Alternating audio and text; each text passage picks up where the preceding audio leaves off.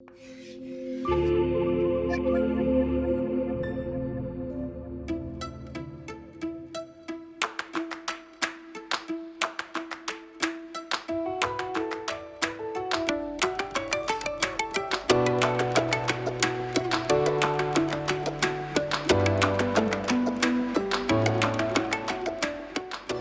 think it's interesting from time to time to take stock in education and look at how far we've come. There are many factors that have come together to bring us to where we are today. In the previous lecture, I took you through a brief history of online learning, and we saw how one of the key moments in recent online education history, following the invention of the World Wide Web, came with the invention of the smartphone. I remember when I was working at another university, again, it was around 2014, we had a learning technology team whose job it was to spot trends coming. And they flagged up the arrival of the smartphone into education and how it would change everything. None of us particularly believed it at the time.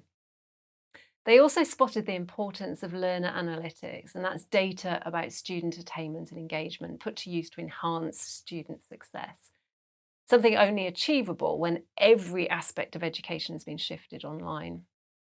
I had to change my practices with the arrival in close succession of online assessment and marking, and the requirement to make lectures available online via Panopto. And again, these were resisted at the time. Since that time, there's been an exponential growth of digital capability since the invention of the smartphone.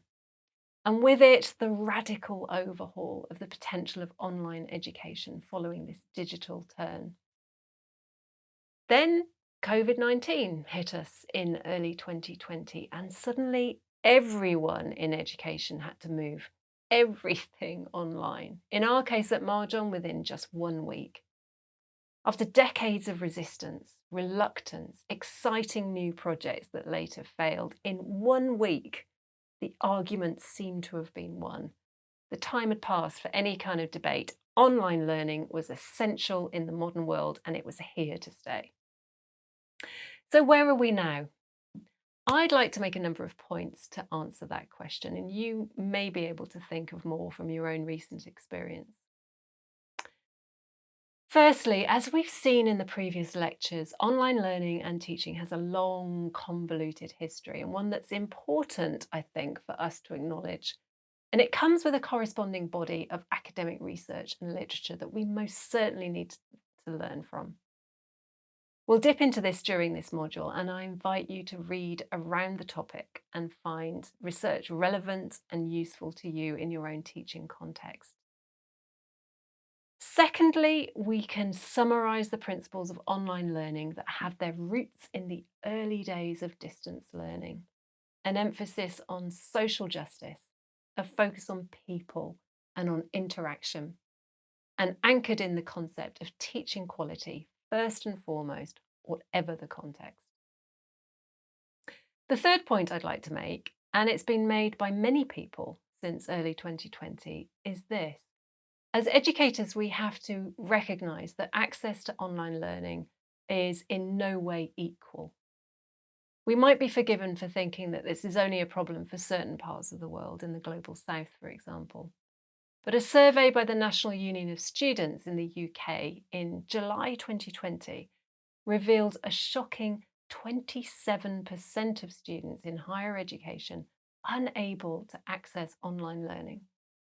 Others face challenges of finding a safe or quiet space to work from home, poor internet connection, still an issue in rural areas, or a lack of necessary hardware, no computers, no smartphones, effectively left out of the digital world, existing in what came to be known as digital poverty. In the Canvas 2020 report, Student Success in Higher Education, access to technology is identified as a critical enabler. The next point, linked, I guess, in some ways to the last one, is that remote and online learning only serves to heighten those disparities already existing in face-to-face education. Again, according to the Canvas report, just 11% of students from lower socioeconomic classes found it easy to stay engaged, compared to 48% of those in higher classes.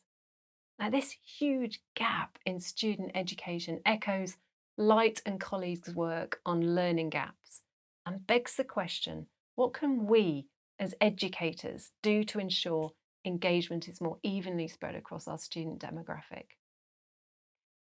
It's become an urgent priority then to develop and promote digital literacies as identified by Carrington and Robinson, 2009. We must debunk the myth of the digital native. These are students born since 1990 who've grown up with digital technology from a young age, and we must be wary of lumping all our learners together under the Next Gen or Gen K umbrella. It's time to return our attention to the two fundamental concepts behind online learning and teaching. Teaching quality, whatever the context, and technology is a tool, not a master. In the remainder of this lecture, I want to pose the question, are online pedagogies different to face-to-face pedagogies? We'll address this question in more detail in Chapter 2, but I'd like to leave you with some thoughts from two writers on online pedagogy, Helen Beetham and Rona Sharp. Now, the title of their 2014 book, Rethinking Pedagogy for a Digital Age, and this is available for you as an ebook in the Marjon Library, seems to suggest there's a difference between online and face-to-face pedagogy. They suggest there are two perspectives. One in which technology is only a tool that makes no difference to how we teach, and another that argues that digital technology is key, and warn against the danger of relying on the simplistic online pedagogy's new tools philosophy. They argue that this new digital world requires a paradigm shift, a wholesale shift in worldview or perspective towards a digital pedagogy. They suggest that we need to rethink education in its entirety within this new context. In 2014, this seemed like a radical proposition, but now, perhaps it's exactly what we need. I'll leave you with their words. Papyrus and paper, chalk and print, overhead projectors, educational toys and television. Even the basic technologies of writing were innovations once. The networked digital computer and its more recent mobile and wireless counterparts are just the latest outcomes of human ingenuity that we have at our disposal. It is true that none of these technologies has changed human beings' fundamental capacities to learn, if learning is understood in purely cognitivist terms. But they have profoundly changed how ideas and practices are communicated and what it means to be a knowledgeable or capable person.